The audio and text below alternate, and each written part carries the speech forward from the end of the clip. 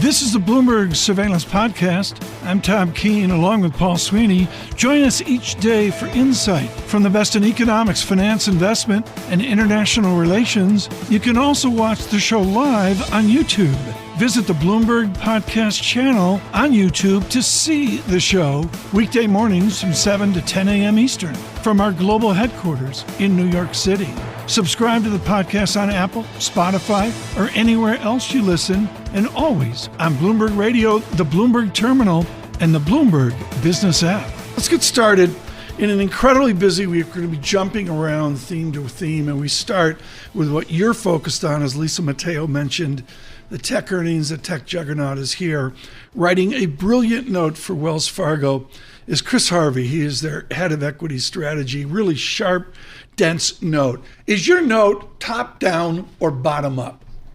It's bottom up, but we spread in a little bit of macro, maybe a little bit more than a little bit. I took a toothpaste company, and it's like what we learned in Graham, Dodd, and Cottle. Somebody's out this week with the best 10 books to read, and there's Graham, Dodd, and Cottle, edition 42, whatever it is.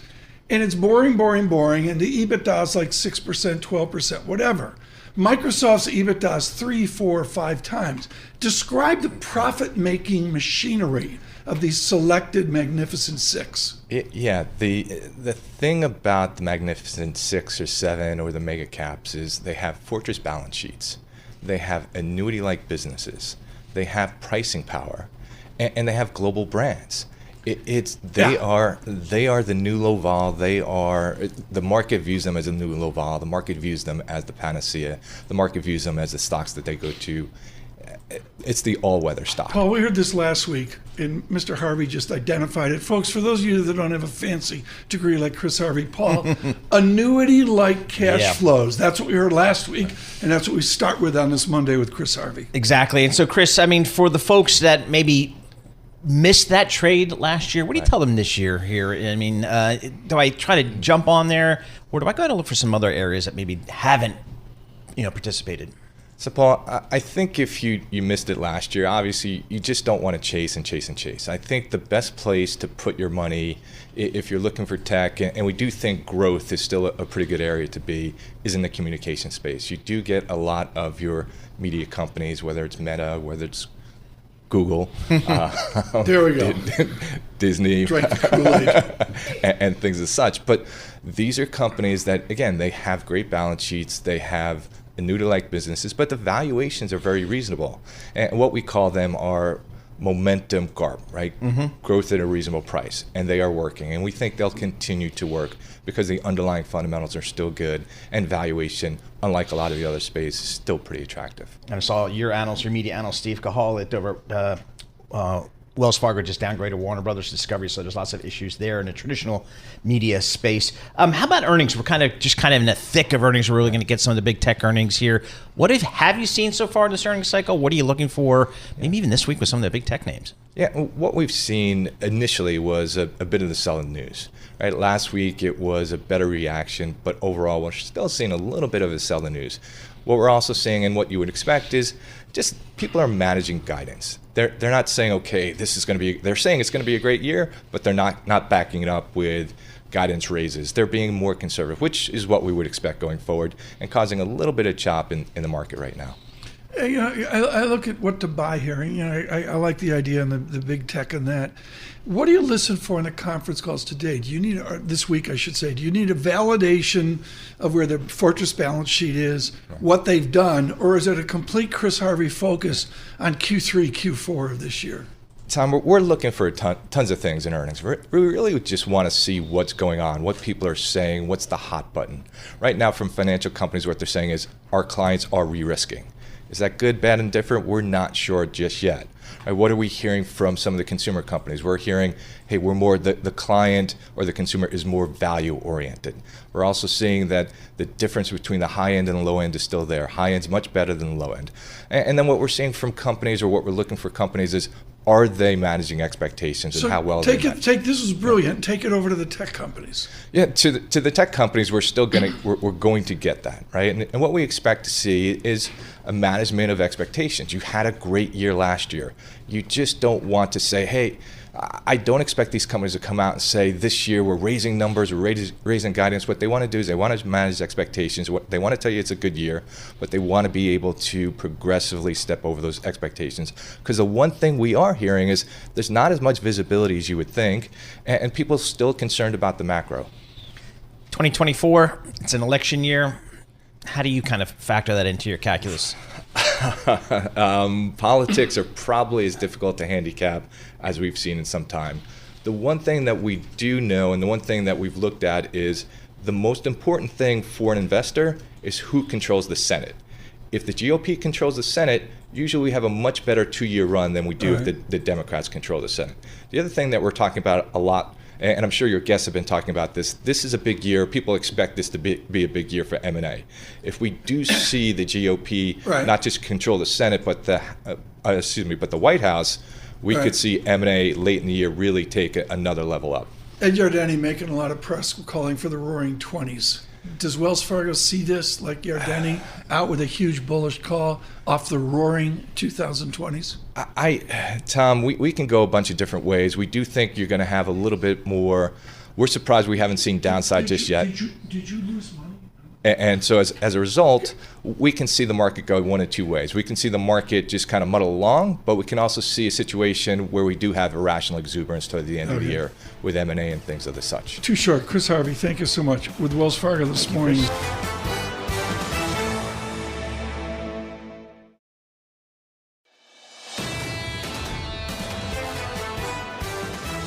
Joining us now on a matter of national import, Gregory Valliere.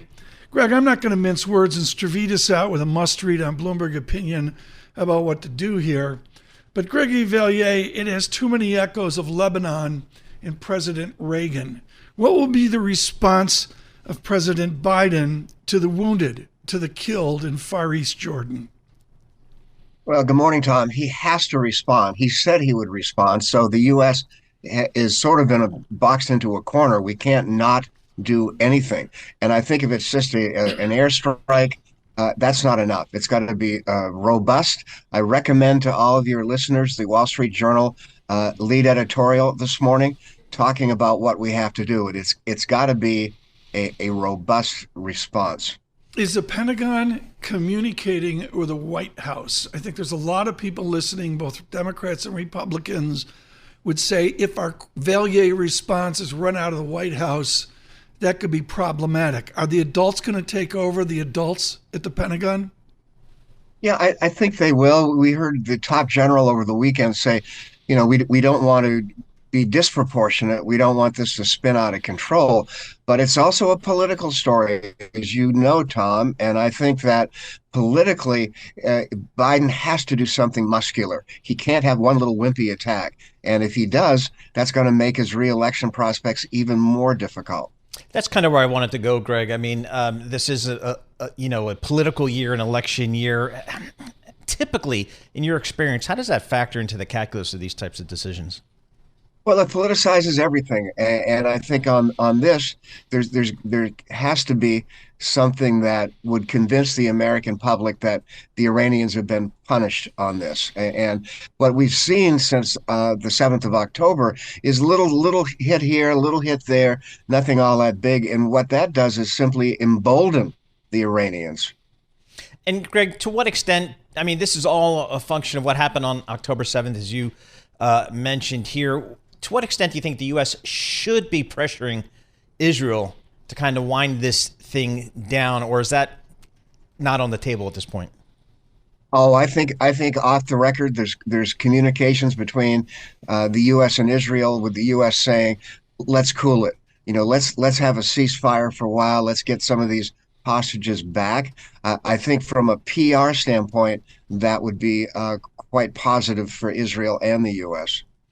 So, I mean, is this something, the new normal, I guess, Greg, here in the Middle East? Is this what happened on October 7th? This is going to portend multiple years of just a higher level of unrest? Is this kind of the new normal for the next several years? It could be. That's a distressing conclusion, Paul, but I do think that the Houthis have changed a lot. I'm not sure the Houthis are totally under the control of the Iranians. Yemen is now part of the narrative. So you've got some new players here. And I think because of that, all bets are off. Greg, you mentioned the election here. I just want to go to the military as well. One of the discussions, and James Stavridis today in an op-ed in Bloomberg Opinion really lays out a detailed military response, is a third carrier in the region. I'm sorry, Greg, it's starting to, on a countable basis, it's starting to look like a war. It's like the Philippines in 42. You have to say, Tom, that this now gets us into the debate on how much we're spending on defense. And a lot of hawks are saying not enough. We've got problems in the South China Sea. We've got problems in the Red Sea and the Persian Gulf. Right. So I think there's going to be more spending on defense. Okay, I'll go with that. But the idea here that we're going to have supposedly 3 carriers in one region draws resources away from other areas. And I guess the basic idea is out there somewhere is an adversary that has 1 or 2 carriers or 4 carriers, but they don't, do they? I mean, who are we going after in terms of military threats here? Well, the enemy is illusory, and that's a problem. They don't have uniforms that we can pinpoint. And I would add, Tom, one other complicating factor, and that's the growing sense of isolationism in the U.S., in the Republican Party. We still don't see any aid for Ukraine. We don't see any aid for Israel, for Taiwan. And I do think this mood of isolationism makes it a lot more difficult for Biden. And that kind of goes to just, I haven't really seen a lot of reporting on this. I just wonder where the American populace is in this, because, again, if you really think about it, there are a couple of hot wars out there that we're kind of involved in, and then there's a lot of other stuff that's out there in terms of unease, whether it's Taiwan and so on and so forth. Any sense of where the American public is here? I think the public is conflicted. There's no strong consensus. We obviously don't want to see gasoline prices go higher or anything with the supply chain become a problem. But I think the American public also has a view that we need to spend money on domestic issues. On the domestic issues, let's go to the domestic moment. Greg Valliere, what does Nikki Haley need to do this week as she moves forward to Nevada, the Carolinas, in Super Tuesday? She has to hammer away. I think if she doesn't do well on Super Tuesday on March 5th, she's out. But she's got some time, and I think she'll make good use of the time. She's gotten under Trump's skin, at least. There might be more of an attack by her. I still think she will not be the nominee, but she still has momentum. Greg, thank you for the time on short notice. Gregory Valliere with AGF Today. Dennis Gartman joins us now because he wanted to talk about the parallels here to the 60s and the failure of the Nifty 50 in the 70s. How Nifty 50, Dennis Gartman, are our magnificent 6?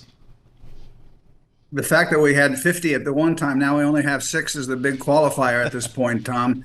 But it does remind me so much of what happened in the Nifty 50 when you had to buy Simplicity Patterns, when you had to buy Lubrizol, when you had to buy IBM, when you had to buy any of the name of the 50. And it was to be put away forever. Those names have all basically disappeared, or a great good number of them have disappeared. And from 1972 to 64, you had a great bear market. So be careful when you're comparing the Nifty 50 to the Magnificent 7. The similarities are awfully alike. The conceit here of a low-tech Nifty 50 is a technological certitude of DEC, Digital Equipment Corporation.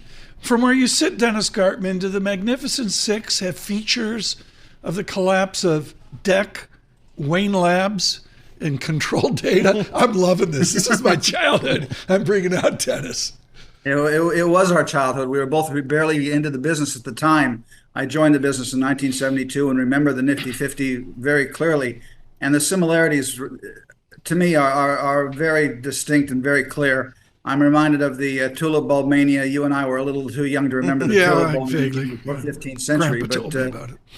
We have the same circumstances that prevail. The fact that you just are supposed to buy the Magnificent 6 or Magnificent 7 and hold them to forever just seems too similar, too frightening, too disconcerting to me. Stocks to me seem extremely overbought. But then again, I thought they were overbought in November, and I thought they were overbought in December, and I thought they were overbought in January.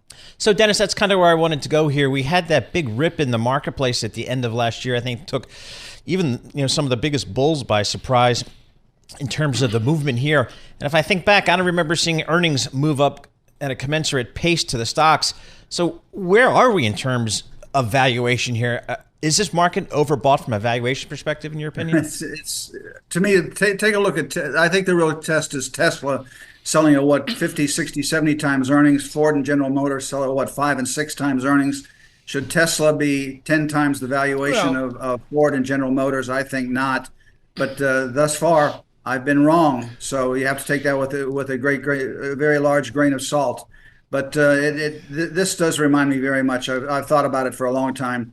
Very much of the Nifty 50, the same circumstances, the same psychology, the same type of phenomenon, and it bothers me greatly. No question about that. Paul, Thursday, Friday, Dan Ives, who's been constructively optimistic on Musk Tesla, really made an adjustment in tone and attitude. I'm not going to say he capitulated. Maybe that's too strong.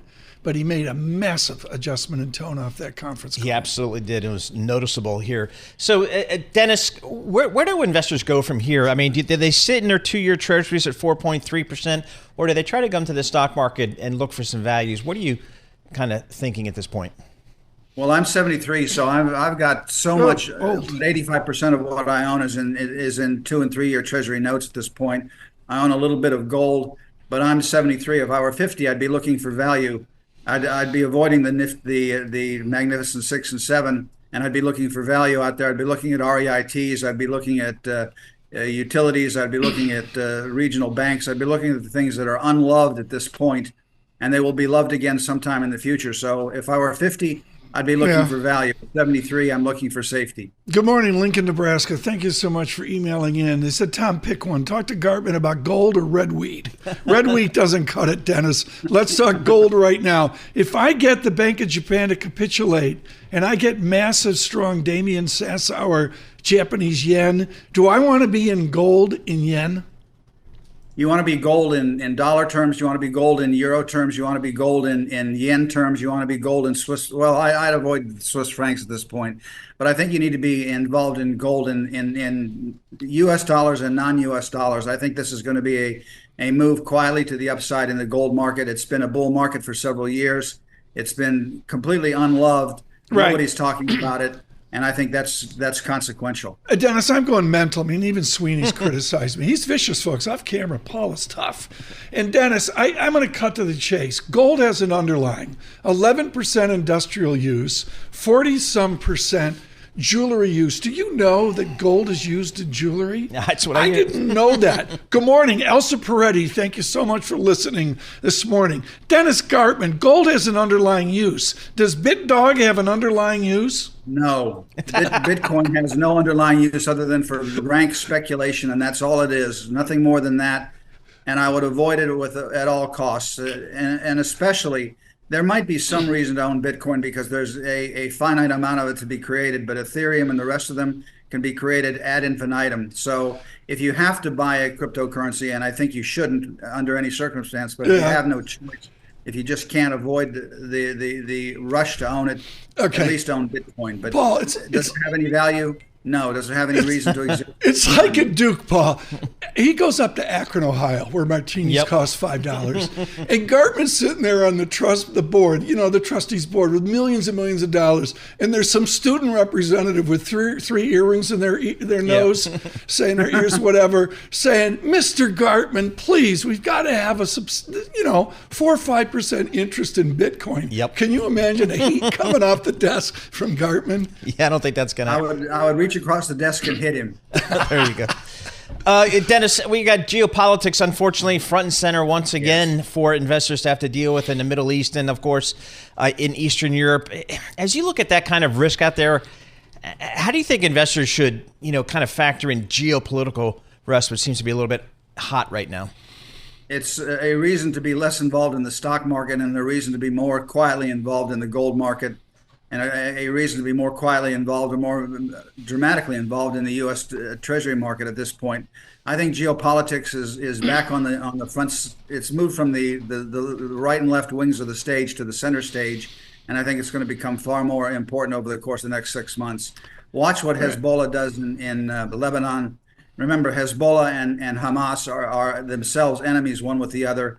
They may hate us, but they hate each other too. And so you're putting a lot of people in a very small geographic area, and it's going to become more problematic, not less so. Dennis, thanks for the brief. Dennis Gartman there with his optimism on the American economic experiment.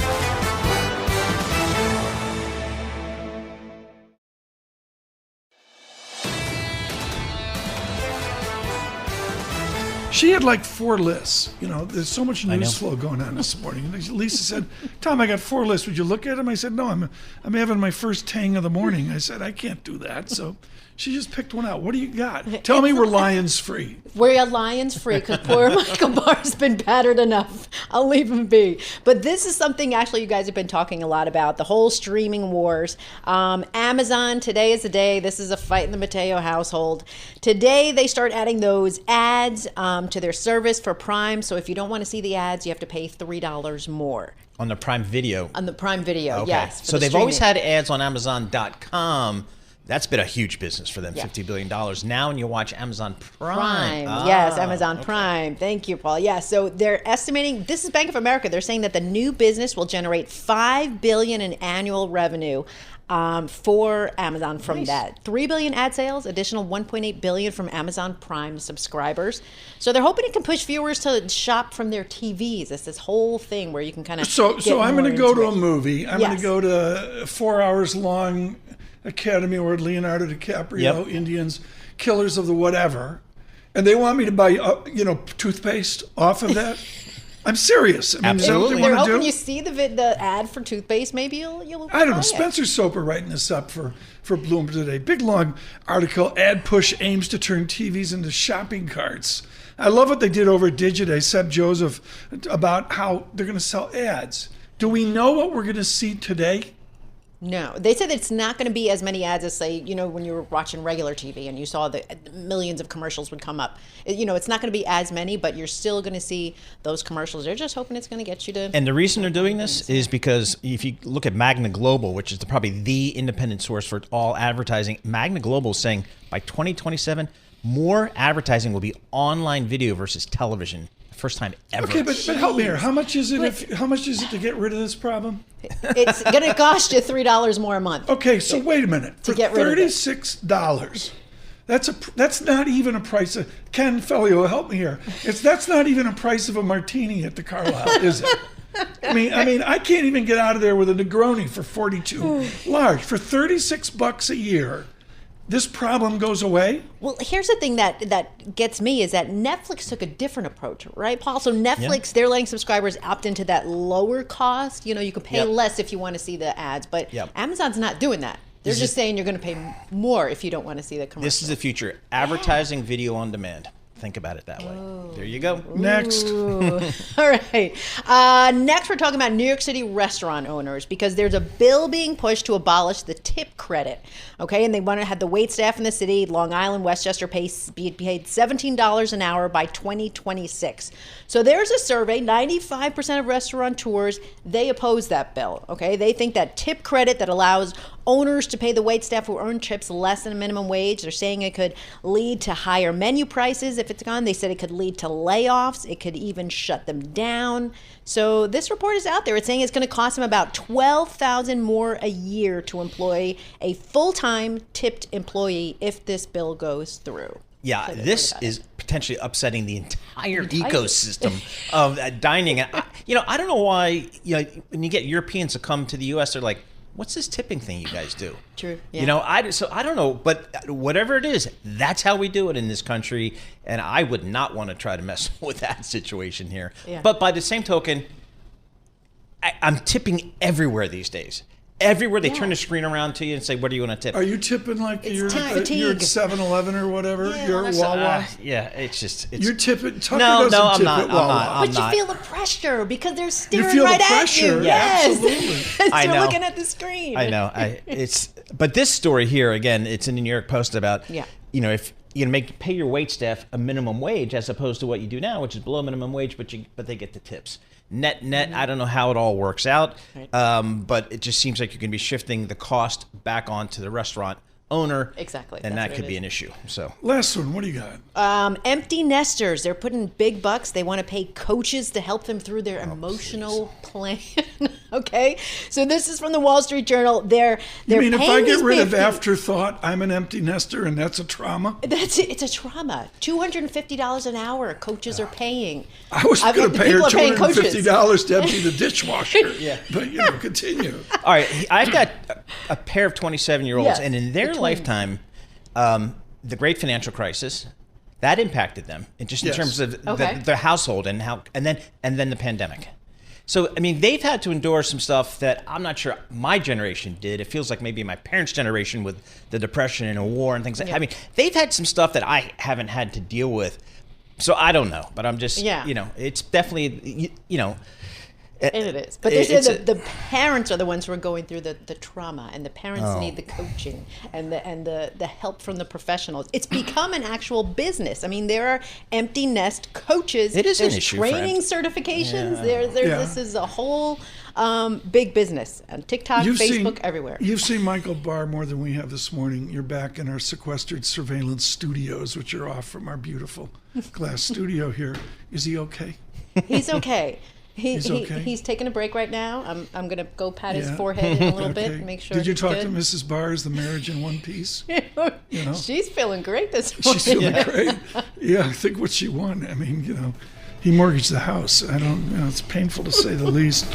This is the Bloomberg Surveillance Podcast, bringing you the best in economics, finance, investment, and international relations. You can also watch the show live on YouTube. Visit the Bloomberg Podcast channel on YouTube to see the show weekday mornings from 7 to 10 a.m. Eastern from our global headquarters in New York City. Subscribe to the podcast on Apple, Spotify, or anywhere else you listen, and always on Bloomberg Radio, the Bloomberg Terminal, and the Bloomberg Business app.